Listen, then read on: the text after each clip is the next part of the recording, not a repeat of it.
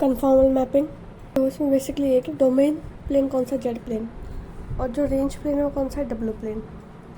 ठीक है, तो जेड प्लेन की जो भी कंडीशंस दे रखी है उसमें जो फंक्शंस की वैल्यू डालेंगे तो हमें डब्ल्यू प्लेन पे जो भी कंडीशंस मिलती है वो हमारी क्या हो जाएगी, ट्रांसफॉर्मेशन। ठीक है, कन्फॉर्मल मैपिंग तब बोलते हैं। कन्फॉर्मल मैपिंग बोलेंगे जब दो कर्व हमारे पास दे रखे हैं जेड प्लेन में और उनके बीच का एंगल अल्फ़ा है। ठीक है, तो दूसरे प्लेन में भी उससे कंडीशन से जो हमें डब्ल्यू प्लेन मिल रहा है उन दोनों के बीच का एंगल भी क्या हो, अल्फ़ा। ठीक है, तो ये मैपिंग कैसे हो जाएगी, कन्फॉर्मल। कन्फॉर्मल हो गई अगर मान लो ये डायरेक्शन इसका डिफरेंट आ रहा है, मतलब मैग्नीट्यूड तो सेम एंगल का बट डायरेक्शन डिफरेंट है, प्लस की जगह माइनस में आ रहा है, तो इसका मतलब वो क्या हो जाएगा, isogonal. What is sufficient condition for conformal mapping कि f z is analytic function of z. ठीक है, मतलब W is analytic function of Z. A reason D इस डोमेन में Z प्लेन यहाँ पे है कि let F dash Z not equal to 0, मतलब कि कोई भी स्लोप ऐसी नहीं है जो पैरेलल टू एक्स एक्सिस होगा। पैरेलल टू एक्स एक्सिस होती कोई स्लोप तो एफ डैश एक्स बराबर जेड बराबर करता है 0। ठीक है, एक तो कंडीशन है यहाँ पे slope no parallel to X axis, तब उस मैपिंग को हम क्या बोलेंगे, कन्फॉर्मल है, वो उसके हर एक पॉइंट पे कन्फॉर्मल है। ठीक है, चीज़ यहाँ पे रिमेंबर कर सकते हो, distance between the 2 points between the complex plane is represented by Z, the magnitude between √x² and r and e की पावर I dot theta, right? The necessary condition is if curve is conformal it means the function is analytic, right? And sufficient condition if function is analytic and f dash z is not equal to 0, then it is called the conformal mapping, right? Some transformation are isogonal but not conformal are those transformations whose angle is same in both w and z plane but the direction is different. W equal to z bar, so this is the isogonal because the direction is different from original z but magnitude is same, so this is isogonal. But that w equal to fz bar is isogonal but not conformal. Transformation given है मेरे को, ये रखना है, इसमें w जगह u और y रख कर सकते हो। तो अगर देखना आता हो तो ये दिख जाएगा जब दोनों का मॉडुलस लेंगे। ठीक है, √x²y²। तो ये बताओ कि ये सेम होगा डिस्टेंस को, तो z बराबर में क्या आ जाएगा 1। ठीक है, अब मेरे को शो ये करना है कि positive half of W plane given by या तो जो इमेजनरी पार्ट है वो क्या हो जाए 0 या ग्रेटर देन 0 हो जाए। उस केस में ठीक है क्या बनेगा, ओके, जब z बराबर 1 है, 1 आएगा ही तब जब आप इमेजनरी पार्ट कैंसिल आउट कर दो। ठीक है, तो X real axis in the W plane corresponding to that, ये तो मुझे दिख रहा है क्या यूनिट सर्किल है, लेकिन इसमें मान लो कि जेड लेस देन 1 है। ठीक है, और इमेजनरी पार्ट क्या हो जाएगा, ग्रेटर देन 0, तो ये अपर हाफ बन जाएगा तुम्हारा जेड इज लेस देन और इक्वल टू 1, पूरा एक इंटीरियर एक सर्कल बनेगा ले दे के। कंडीशन में तो ये थी कि जो इमेजनरी पार्ट है वो ग्रेटर देन इक्वल टू 0 है। टाइप का है कि हमें एक ट्रांसफॉर्मेशन दे रखी है, ये जेड बराबर माइनस आई डस सी और स्क्वायर दे रखी है स्क्वायर फॉर्मेट में। अब बता रहे हैं कि upper half of W plane, बात किसकी हो रही है, अब डब्ल्यू प्लेन की, मैंने इसमें कोई कंडीशन दे नहीं रखी, तो ये चीज़ से जो क्या बनाएगा, क्योंकि मेरे को अपर हाफ चाहिए तो definitely give you a semi circle, it's like that, just remember it, give you semi circle. बहुत ही इंपॉर्टेंट है कि इस टाइप का ट्रांसफॉर्मेशन दे दे तुम्हें डब्ल्यू बराबर 1 माइनस जेड अपन 1 प्लस जेड, सिमिलरली या फिर जेड आगे कर दे तो फर्क नहीं पड़ता। अगर तुम इसे ध्यान से देख पाओ तो तुम देख पाओगे कि ये रिप्रेजेंट कर रहा है किसको। अब इसमें ये कि ट्रांसफॉर्म करना है मेरे को, w is less than equal to 1 into the अब ये है, मेरे को अगर एक सर्कल बनाना है, ठीक है, तो वो कहाँ पे,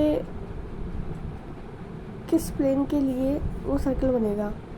तो जब real part of Z is greater than equal to 0 होगा, तब जाके मेरे को ये सर्कल मिलेगा। तो वो ये चीज़ याद रखनी है कि अगर ऊपर माइनस दे दिया तुम्हें, सपोज तो माइनस दे दिया, इसका मतलब भी ध्यान रखो ही कि जो रियल पार्ट ऑफ जेड है वो ग्रेटर देन 0 है, ठीक है। इनका मॉड्यूलस आएगा 1, तो बनेगा तो सर्कल, और सर्कल बनेगा बाहर नहीं, सर्कल तो अंदर बनेगा, यूनिट सर्कल बन जाएगा, इसमें तो डाउट नहीं है। दिक्कत यहाँ पर कि कंडीशन क्या लगानी है, मेरे को कंडीशन नहीं लगानी है कि real part of Z greater than equal to 0 when, जब जेड -1 हो, ऊपर माइनस हो नीचे प्लस हो, मतलब ऊपर ये साइन थीटा बन जाता है, जैसे कॉस थीटा, तब जाकर टैन थीटा बनेगा, स्लोप कांस्टेंट रहेगी, तब जाकर तो सर्कल बनेगा। इसी को अगर हम उल्टा कर दें, ठीक है, कि अगर जेड बराबर ऊपर प्लस आ जाए नीचे माइनस आ जाए, z+1 z-1, तो सोलो कॉस थीटा ऊपर आ गया और साइन थीटा नीचे आ गया। तो ऐसे केस में हमेशा क्या होगा, जो रियल पार्ट ऑफ जेड है वो क्या होगा, लेस देन 0, ठीक है। तो हमारा सर्कल बनेगा ऐसे। तो ये चीज़ याद आ जाएगी, जब यहाँ पे जो यूनिट सर्कल बनेगा वो real part of Z less than 0 के लिए बनेगा। ये कंडीशन याद रखनी है। अगर ऊपर माइनस आ जाए तो सीधा सीधा स्लोप पॉजिटिव है, स्लोप पॉजिटिव हो गई। लेकिन अगर ऊपर प्लस आ गया तो उसका मतलब स्लोप नेगेटिव हो जाएगी, मतलब कि वो क्या हो जाएगा, real part of Z is less than equal to 0। बहुत बढ़िया सी ट्रांसफॉर्मेशन दे रखी है। अब तुम देखोगे इसको WZ² XY फॉर्मेट में कुछ, और ये मैप करता है, क्या मैप करता है, interior of the circle in the Z plane. अब जेड प्लेन में तो ये इंटीरियर ऑफ सर्कल है, तो एक्सटीरियर ऑफ प्लेन में ये पैराबोला को रिप्रेजेंट कर देगा, क्योंकि ये वेरिएबल्स का मल्टीप्लाई है, तो represent a parabola, right. This is the equation of parabola in parametric form given upon rho equal to 1 minus cos phi. इस तरीका दे रखा है मेरे को 2z माइनस z²। अब ये क्या मैप कर रहा है, open disc, right. And f z bar both are isogonal, right. f(z) is analytic with a non-zero derivative. Find the point where this mapping is not conformal. So where f dash z बराबर 0 कर दो, जहाँ पे 0 हो रहा है वो point है, वहाँ पे वो कन्फॉर्मल नहीं होगी। कन्फॉर्मल मैपिंग के लिए मेरे को चाहिए कि स्लोप नॉट इक्वल टू 0 हो, यानी कि आपका डेरिवेटिव नॉट इक्वल टू 0 हो, ओके। ये वाला ट्रांसफॉर्मेशन मैंने बता ही दिया था कि जब ऊपर कुछ ही आओ। अब यहाँ पे वहाँ पे हम डील कर रहे थे विद रियल नंबर्स, यहाँ पे रियल नंबर्स नहीं है तुम्हारे, इमेजनरी नंबर्स है, तो इमेजनरी है तो इमेजनरी चलेगा। ऊपर प्लस आ गया, प्लस आते लेस देन इक्वल टू 0 कर दो, ऊपर माइनस है ग्रेटर देन इक्वल टू 0 कर दो। जैसे यहाँ पे रियल नंबर्स है, जब बात इमेजनरी की तो इमेजनरी, जब बात रियल की तो रियल की बात करेंगे। ऊपर पॉजिटिव है, slope negative, imaginary part is less than equal to 0, unit circle बनेगा बनने को। तो एक यहाँ पे कि in the transformation the interior of the represent the W plane. ये तो मेरे को बताइए कि यहाँ पे क्या आ गया, ये अब आपकी रियल एक्सेस तो एक upper positive circle, upper part of real axis, lower circle, lower part of circle, W 2z minus z² disk z less than 1 conformally into the W plane। देखिए बाइनरी ट्रांसफॉर्मेशन साइड ट्रांसफॉर्मेशन होती है। देखो इसमें मैं बताती हूँ क्या क्या होता है।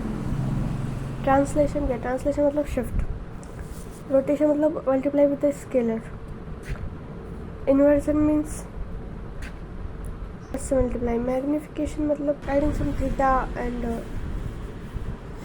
जैसे ये है z प्लस बी, क्या रिप्रेजेंट कर रहा है, ट्रांसलेशन को, शिफ्ट हो गया ना इसमें बी का, से ये है, अब ये यहाँ पे शिफ्ट हो गया तो that shift is translation. Rotation W बराबर ए जेड कुछ स्केलर मल्टीप्लाई हो गया, right, and equal iota theta लिख सकते हैं रोटेशन में।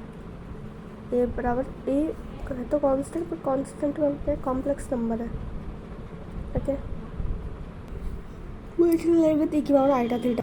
अगर ये पूछ रहे हैं कि भाई डब्ल्यू बराबर आयोटा जेड, आयोटा मतलब π/2 एंगल, मैप द राइट, अब ये राइट एंगल 90 डिग्री को रिप्रेजेंट कर रहा है, इसमें real part is greater than equal to 0, imaginary part is less than, imaginary part is also greater than 0, that is मतलब complex number से मल्टीप्लाई, और जबकि मैग्नीफिकेशन है किसी भी स्केलर से मल्टीप्लाई। मतलब पहले डिस्टेंस इतनी थी, फिर अगर हम कुछ ए मल्टीप्लाई कर देते तो डिस्टेंस इतनी हो जाएगी, या कुछ हम कॉन्ट्रैक्ट कर देते तो ये डिस्टेंस इतनी हो जाएगी। This kind of magnification is required. इस डब्ल्यू बराबर ए जेड है तो ए की वैल्यू ग्रेटर देन 0 है एंड नॉट इक्वल टू 1 है, तो ए ग्रेटर देन 1 हो सकता है, कॉन्ट्रैक्शन हो जाएगा, मतलब मैग्नीफाइड हो जाएगा अगर ए ग्रेटर देन 1 है, कॉन्ट्रैक्शन हो जाएगा ए लेस देन 1 है तो, और इसको होमोथैलिक ट्रांसफॉर्मेशन बोलते हैं, होमोथैटिक। यहाँ पे यहाँ पर एक्स प्लस वाई बराबर 1 है, अब 1 की जगह मैं 2 कर दूँ, 2 स्केलर कर दूँ तो ये ट्रायंगल थोड़ा सा बड़ा हो जाएगा, तो ये क्या जाएगा मैग्नीफाइड। बट हमें अगर बीटा का कॉम्प्लेक्स नंबर आ गया मल्टीप्लिकेशन में एज अ स्केलर, तो इसको हम बोलते हैं रोटेशन भी एंड मैग्नीफिकेशन भी। इन्वर्जन किसको बोलते हैं भाई? इन्वर्जन बोलते हैं कि एफ जेड बराबर 1/z को, ठीक है। रिफ्लेक्शन भी बोल सकते हैं with respect to both the unit circle of the real axis. Inverse point क्या होता है? इन्वर्स पॉइंट वो होता है कि जैसे कोई सर्कल है, ठीक है, इधर पॉइंट ले लिया हमने जेड, तो इस जेड की ओरिजिन की जेड से डिस्टेंस और इसकी 1/z से डिस्टेंस, और दोनों का प्रोडक्ट करने में मेरा रेडियस का स्क्वायर आ जाना चाहिए। तो जेड को मैं 1/z से मल्टीप्लाई करूँ मेरा 1, एंड रेडियस मेरी बनाई हुई सर्कल है, तो वो दोनों बराबर हो गए, तो इसी को कहते हैं इन्वर्जन। तो डब्ल्यू को क्या लिखना है? u प्लस आल्टा beta, okay, which is equal to 1/z, so that is equal to 1/x plus alpha y, right, and which is equal to x upon x square plus y square minus alpha y upon x square plus y square। x की value चाहिए तो x की value u upon u square plus v square, y की value minus v upon u square plus v square, की value चाहिए x upon x square plus y square, v की value चाहिए minus y upon x square plus y square। ये inversion होता है। तो inversion से क्या प्रॉपर्टी निकल के आती है कि circle not passing through origin, मतलब जेड पे भाई वो सर्कल है जो ऑरिजिन से पास नहीं हो रहे, ठीक है। तो जेड एक्सिस में भी क्या है? 1/z है, तो उसमें भी वही सर्कल बनेंगे जो ऑरिजिन से पास नहीं हो रहे हैं। अब जेड प्लेन में देखो वो सर्कल जो पास हो रहे हैं ऑरिजिन से, तो क्या 1/z रखेंगे इसमें ऑरिजिन रख सकते हैं? नहीं, तो इसका मतलब वो सर्कल पे तो नहीं होगा, ठीक है। तो वो क्या बनाएगा फिर? सर्कल नहीं बनाएगा, तो straight line not passing through the origin. अगर यहाँ पे है straight line not passing through the origin, एक स्ट्रेट लाइन बना रहा है जो ऑरिजिन से पास नहीं हो रही है, तो 1/z एक सर्कल बना सकता है जो ऑरिजिन से पास हो, ठीक है। और यहाँ पे है कि अगर एक स्ट्रेट लाइन पास हो रही है थ्रू द ऑरिजिन, ठीक है, तो वो मैप होएगी straight line passing through the origin. तरीके कैसे? अगर जेड में जेड प्लेन है, ठीक है, यहाँ बना देते हैं, दिस इज अ ट्रांसफॉर्मेशन ये है कि ये जेड प्लेन है, डब्ल्यू प्लेन है, जेड प्लेन है, डब्ल्यू प्लेन है 1/z। तो देखो अगर सर्कल ऑरिजिन से पास नहीं हो रहा तो इधर भी सर्कल ऑरिजिन से पास नहीं करेगा। अगर स्ट्रेट लाइन सर्कल ऑरिजिन से पास हो रही है तो स्ट्रेट लाइन भी ऑरिजिन से पास हो सकती है, लेकिन अगर सर्कल ऑरिजिन से पास हो रहा है तो स्ट्रेट लाइन ऑरिजिन से पास नहीं होगी, और अगर स्ट्रेट लाइन ऑरिजिन से पास नहीं हो रही है तो सर्कल ऑरिजिन से पास हो जाएगा। दोनों अपोजिट चलेंगे, बस ये 2 केस याद रखने, बाकी 2 तो सेम है। ये चीज़ समझने वाली है कि interior of a circle containing origin map into the exterior of a circle. जिन सर्कल्स में अंदर ऑरिजिन था वो मैप होते हैं एक्सटीरियर ऑफ सर्कल्स में, लेकिन जिन सर्कल्स के अंदर इंटीरियर में ऑरिजिन नहीं था वो सर्कल्स में ही मैप होते हैं और जिनमें ऑरिजिन नहीं है। ओके, ऑरिजिन है वो इंटीरियर का एक्सटीरियर ऑफ सर्कल में कन्वर्ट हो जाते हैं, और जिनमें ऑरिजिन नहीं है वो इंटीरियर में ही रहते हैं। इमेज जो निकाल ली है इनफाइनाइट स्ट्रिप है, हाफ से लेके 1/4 तक। ट्रांसफॉर्मेशन इन्वर्जन का निकालना है, इन्वर्जन लेके चलो। u बराबर क्या होता है, x के टर्म्स में तो v बराबर करता है